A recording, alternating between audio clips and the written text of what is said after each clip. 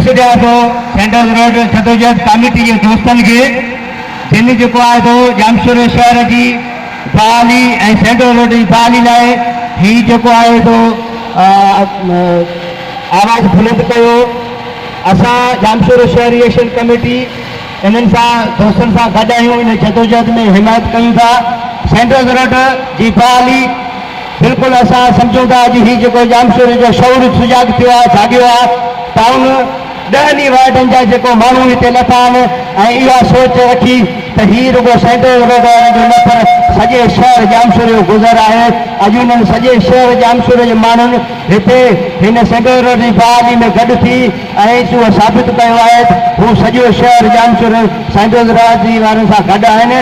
ऐं असां चूंडियल नुमाइंदनि, अफ़सोस आहे चूंडियल नुमाइंदनि जामशोर माण्हुनि खां वोट वठी ऐं नातालुक बणियल आहिनि। DC Jamshoro, town officer Jamshoro ही बुढ़ा बणियल आहिनि जंहिं ज़िम्मेवारी पंहिंजी महसूस कोन था कनि।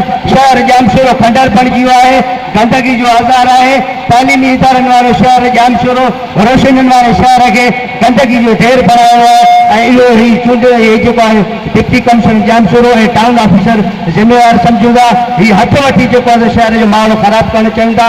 असीं हिननि खे ख़बरदार था कयूं। हीअ अॼु हुननि लाइ वार्निंग आहे, मैसेज आहे।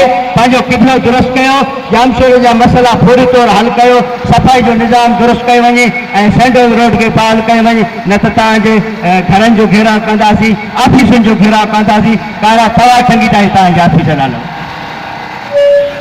महिरबानी।